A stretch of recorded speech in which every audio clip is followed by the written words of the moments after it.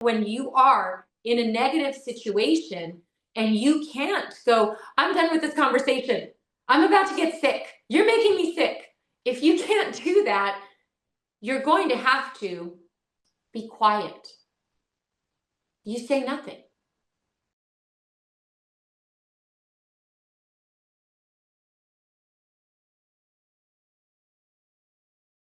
Did you know that when your mind is attempting to make a decision, that the autonomic nervous system actually begins to activate a branch of it that is responsible for emergency situations, for situations where you believe that your survival and well-being is in question. Did you know that, Mari? I did not. So consider that making a decision involves choosing something over something else. The French have a saying, I'm going to see if I'm pronouncing this right. Choisir, c'est renoncer. To choose is to renounce.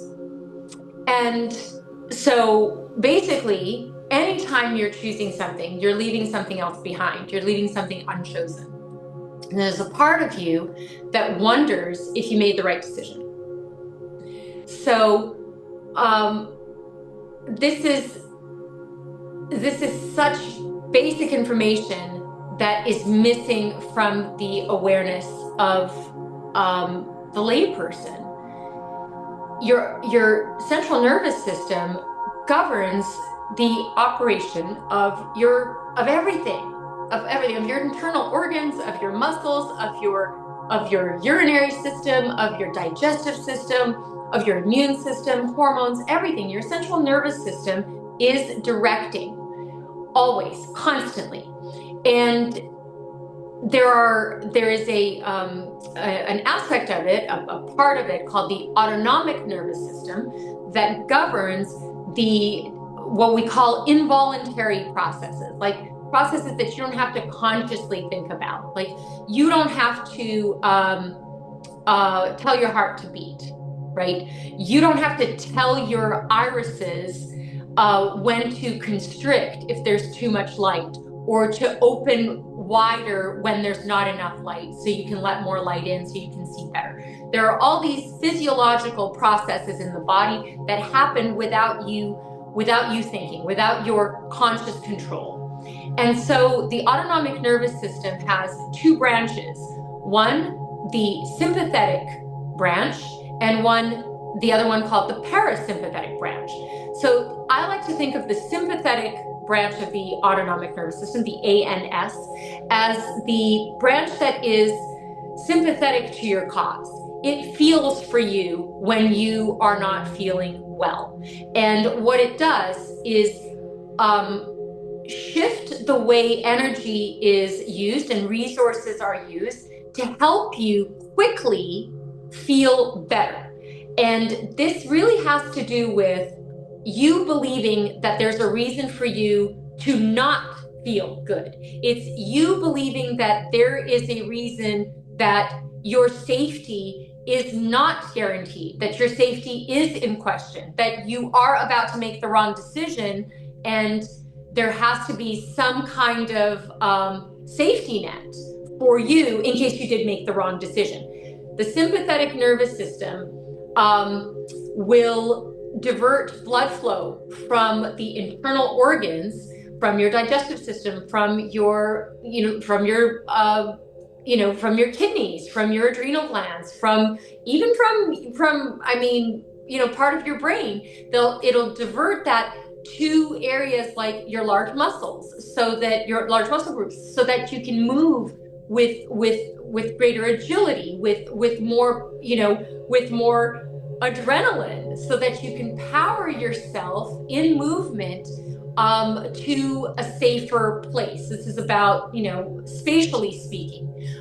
It will also speed up your heart rate, which causes it to pump faster, which, by the way, again, like when you're doing things faster in the body, it doesn't necessarily mean you have the same degree of quality where output is concerned. It will make your breath more shallow.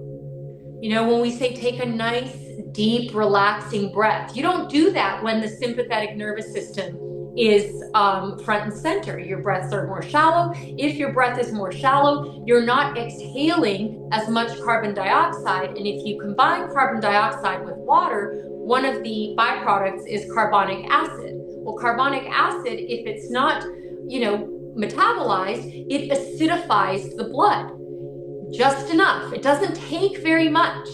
It doesn't take very much to begin to have a negative effect on the tissues, okay? Acidity causes proteins to begin to denature and to unravel and to degrade and break down. Well, what are your muscles made of? Proteins. So we have all of these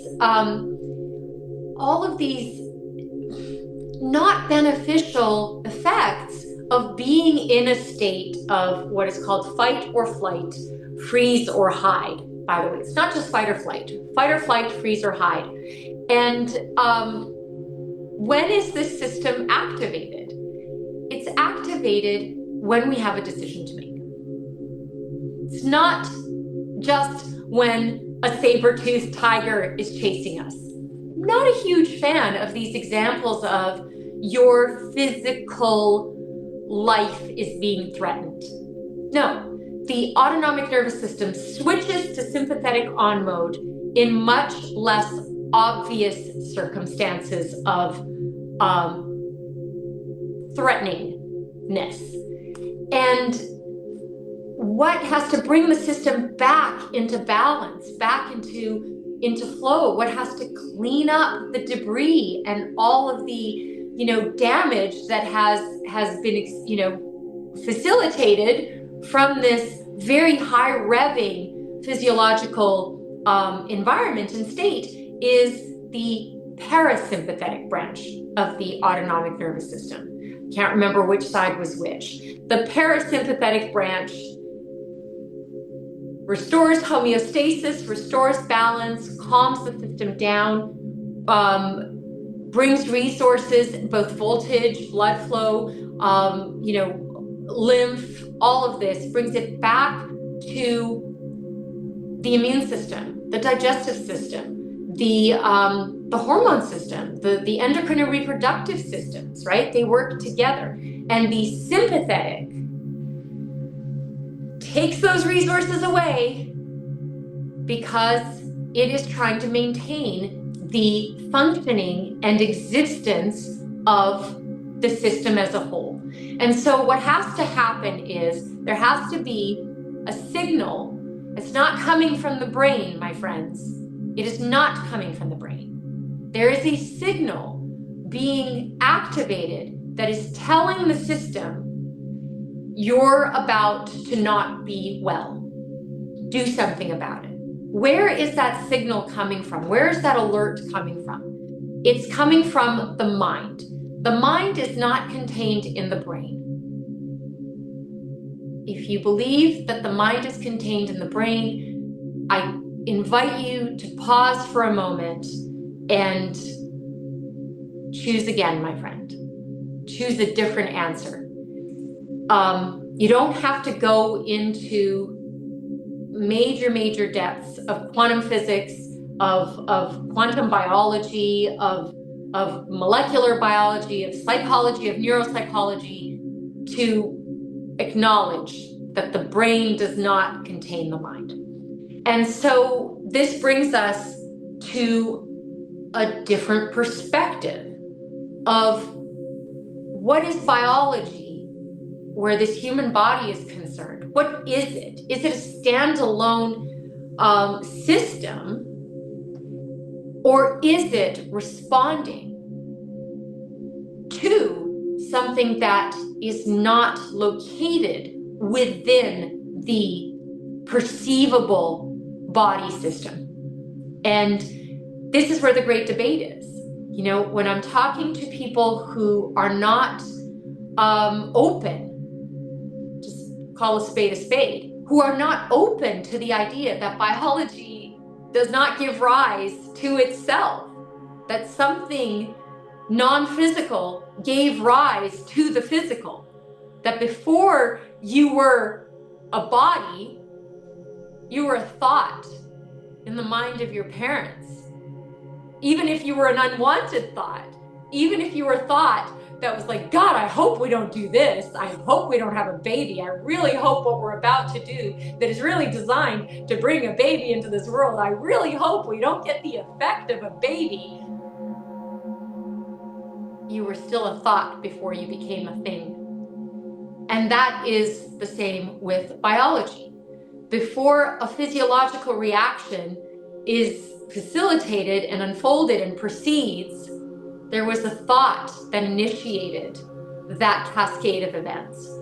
And I think it's so important, if you are on a wellness journey, if you are on a journey to heal either something that has recently become dysregulated in you, or if you've been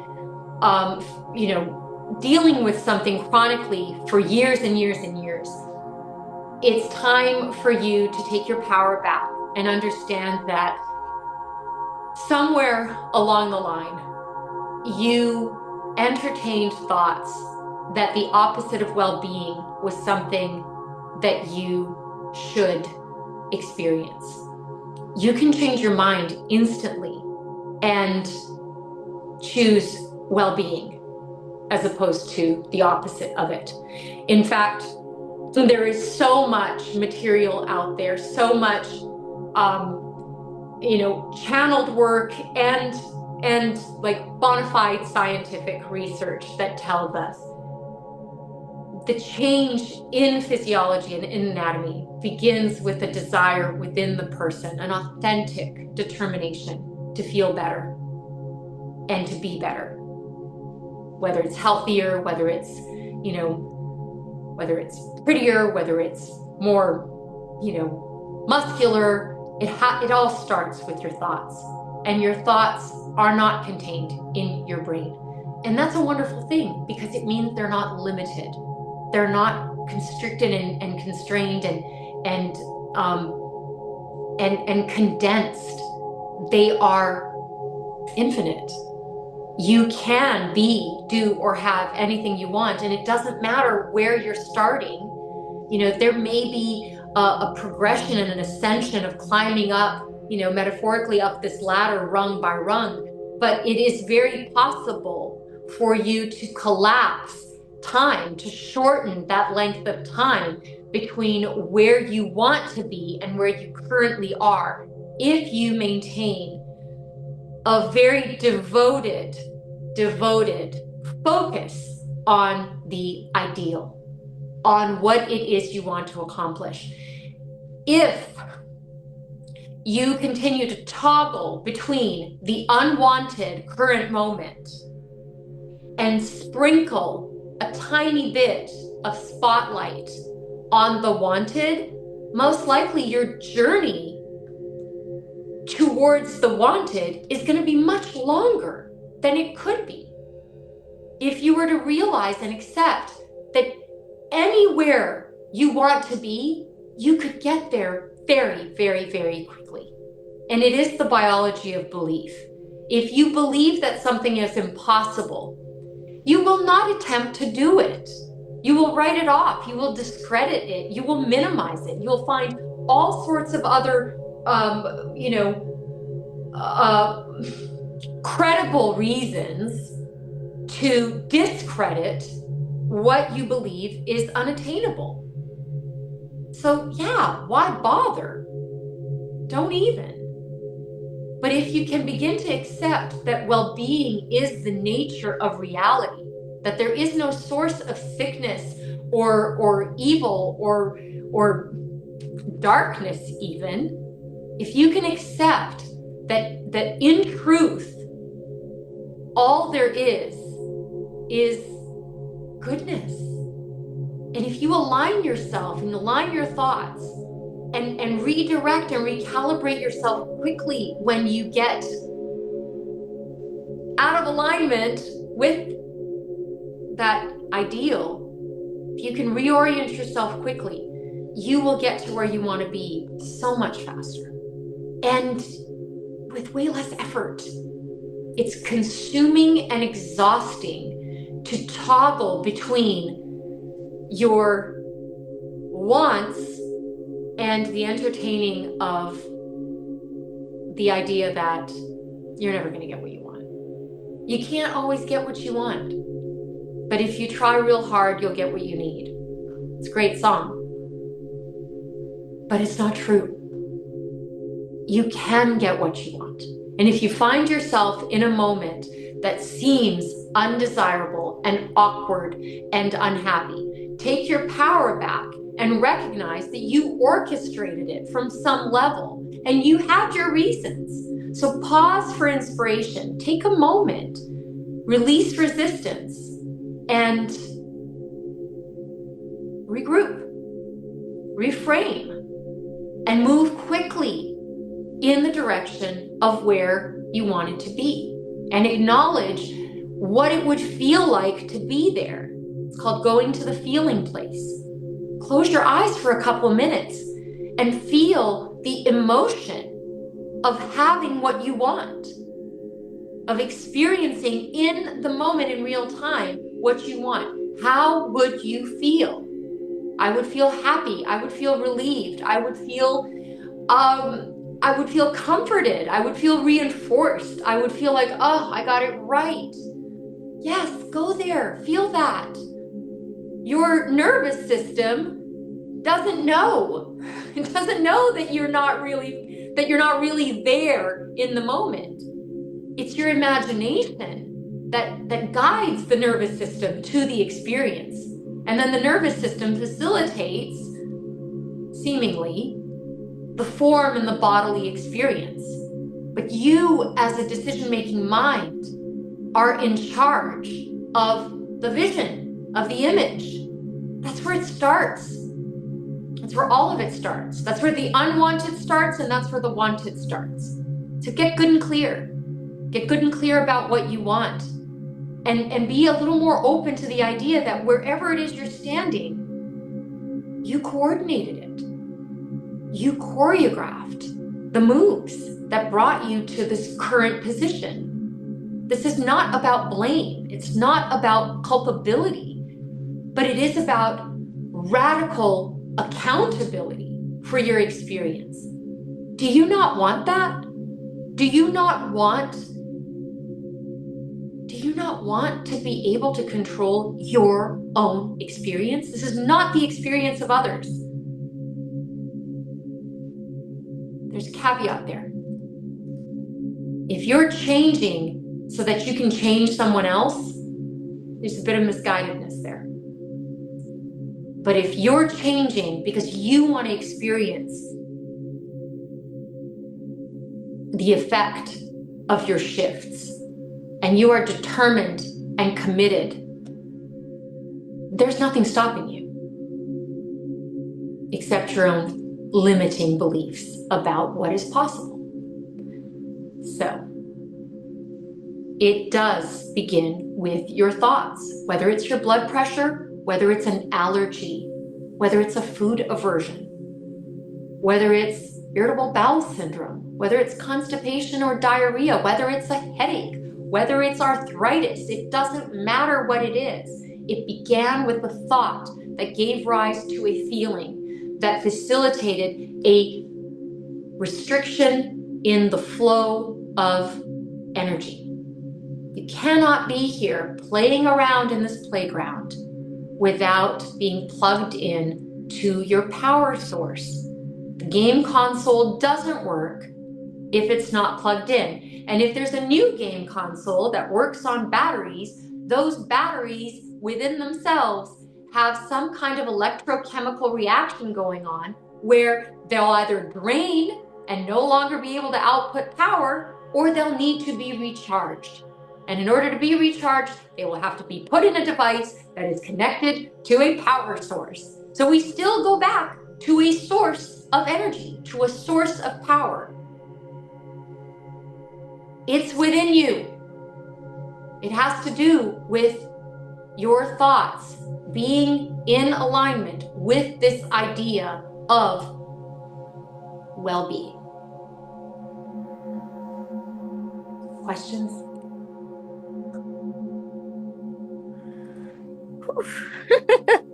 That was a rampage. I loved it. That was my rampage of appreciation of the fact that well-being is all that exists. Thank God. Yeah, What do you think? I have been in, I mean, I felt like you were speaking directly to me, which I Oh, know is always a good way to, I don't know. you don't have to say anything, Money. Yeah, If you I just got want to say, something, yeah. if this helped one person, that's all that matters. Well, the curious thing is that I have felt in this wobbly energy a lot that I've talked to you about, and I know that uh, it can be like a self-sabotage thing that I do. And I think it's really beautiful that and funny and cute that us human beings do this, doubt and wobble and waver in decision making because it's probably one of the top distractions that don't get us to where we want to be. And so it's really sweet when I'm hearing you talk about it because I'm imagining everyone else in life that I've seen wobble or, take a long chunk of time Yeah, between making a decision and then taking it and regretting it and then making the anyways all of this and feeling like you're being set up for failure because not because of the decision you made, right, but because there's just a program within that tells you that there is something wrong you can choose, right, that there is a decision that can be deemed as less than. And so I right. this episode puts it really beautifully to remember that the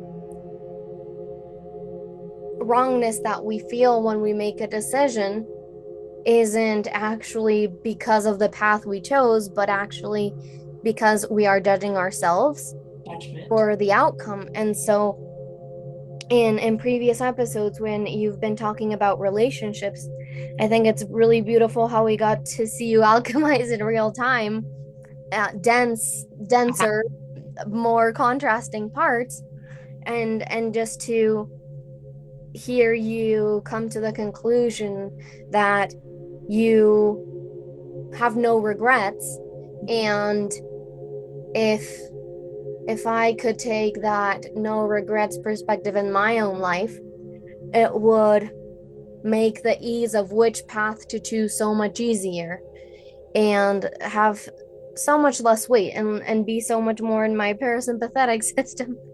um so yeah, Oh, I love it. yeah. It's yes, I definitely want the takeaway message anytime I'm talking about my personal relationships because this whole endeavor of Planet Juliana, it is about me. It's about me working through my stuff, but you don't heal alone. When one of us heals and heals profoundly and deeply and completely, the entire collective benefits. This has to be celebrated and appreciated. Like I'm determined to let go of my rage, of anger, of the temptation to perceive myself unfairly treated. I could just as easily slide down the vibrational scale and say, maybe as I've said at some other at the end of a different relationship, like, what could I have done differently to have made this work? No, this did work. It worked beautifully. It worked so beautifully. The miracle brought us together. The miracle pointed our focus. in different directions. The miracle kept us however much paying attention to one another, possibly even where one thought that there was more attention, than the other was really giving. But it was the miracle that transitioned, and kept the flow going. That feels best to me. I'm all about feeling good. Really, at the end of the day, I want to feel good. And you have to make a decision. Do you want to feel good? Or do you want to feel shitty? The power of decision is yours. No one can make it for you. No one can make you happy. No one can make you angry. No one can heal you. They can hold space for you to come and sit in that mind space of well-being, of, vibrance, vitality, but they can't drag you there. They can't violate your free will. And yeah, I want to feel good no matter what. I want to be happy no matter what. You are giving your attention to examples of vibration, and then very quickly, within seconds, you are making an agreement to join in vibration with the object of your focus and of your attention, your point of attraction.